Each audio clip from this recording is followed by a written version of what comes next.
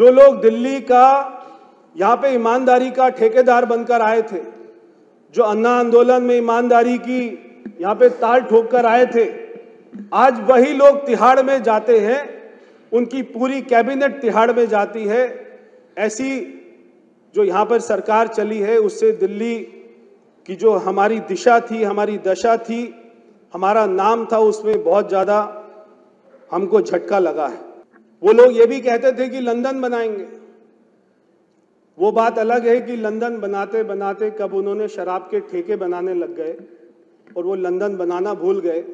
School के बाहर शराब के ठेके, कॉलेज के बाहर शराब के ठेके, और यहाँ तक कि शीश महल में भी बार बना हुआ है। अध्यक्ष जी, ये शीश महल बनाना और ऐसा आलीशान ऑफिस बनाना और ऐसी महंगी महंगी गाड़ियों में घूमना और ये प्राइवेट चार्टर में घूमना, अगर व्यक्ति, मैं जब गया था हमारी माननीय मुख्यमंत्री जी के दफ्तर में, मैं बैठा वहां पर, तो मैं 5 मिनट के बाद में मेरा मन किया कि मैं उठकर चला जाऊं, क्योंकि मुझे लगा कि जो इस कमरे में इतने अच्छे दफ्तर में बैठेगा वो तो दिल्ली की सड़कों पर जा ही नहीं सकेगा।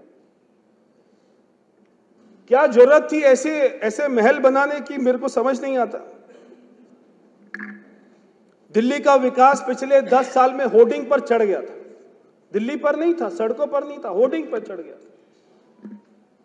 होर्डिंग से सड़क पर नहीं उतरने का नाम ले रहा था कि सड़क पे उतर जाओ भाई, वो कह रहा नहीं, होर्डिंग पे ठीक हो।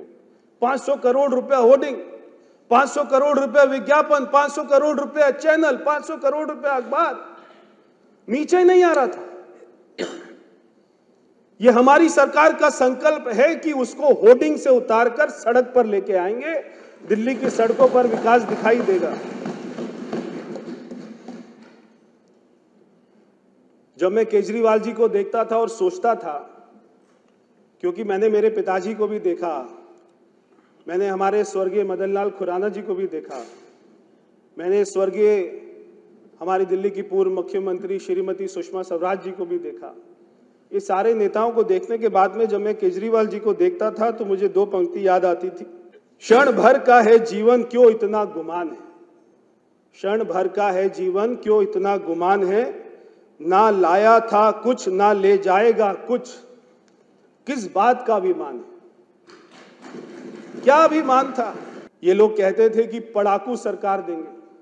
पढ़ाकू तो नहीं दी, लड़ाकू सरकार दे दी। पूरा दिन लड़ते रहते थे। मेरे को लगता है कि सुबह चाय की प्याली बाद में पीते होंगे, पहले सुबह उठ के ये सोचते होंगे आज किसके ऊपर में भ्रष्टाचार का आरोप लगाना है, कैसे भ्रष्टाचार करना है, किससे लड़ाई करनी है, कौन से विज्ञापन देने हैं, क्या झूठ बोलने हैं। ये जो आपदा की सरकार ने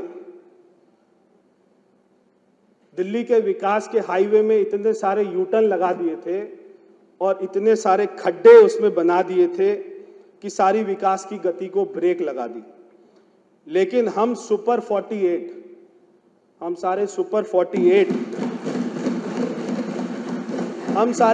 48 मोदी जी के नेतृत्व में और हमारी मुख्यमंत्री जी के नेतृत्व में विकास का ऐसा एक्सप्रेसवे बनाएंगे जहां पर कोई यूटर्न नहीं होगा, जहां पर कोई खड्डा नहीं होगा। केजरीवाल जी क्या करते थे, शराब घोटाला करते थे, क्लासरूम घोटाला करते थे, मोहल्ला क्लिनिक घोटाला करते थे, और तो और यमुना सफाई घोटाला करते थे, विज्ञापन घोटाला करते थे। मगर ये सारे घोटालों की जांच कराई जाएगी और मुझे लगता है कि केजरीवाल जी इस जन्म में तिहाड़ जेल से तो बाहर नहीं आ पाएंगे। एक तरफ अरविंद केजरीवाल की सरकार का फोकस था कि दिल्ली में शराब के ठेके खोल दिए जाएं। हमारी सरकार का फोकस होगा कि दिल्ली में हर बेरोजगार को रोजगार मिले। एक तरफ अरविंद केजरीवाल ने अपने शीश महल में गोल्ड प्लेटेड टॉयलेट सीट लगाई। हमारी सरकार का ये फोकस होगा कि हर झुग्गी बस्ती में पर्याप्त मात्रा में शौचालय बने।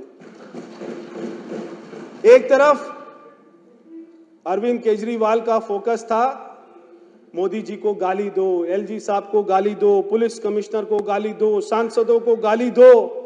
हमारी सरकार का फोकस होगा विकास, विकास और विकास।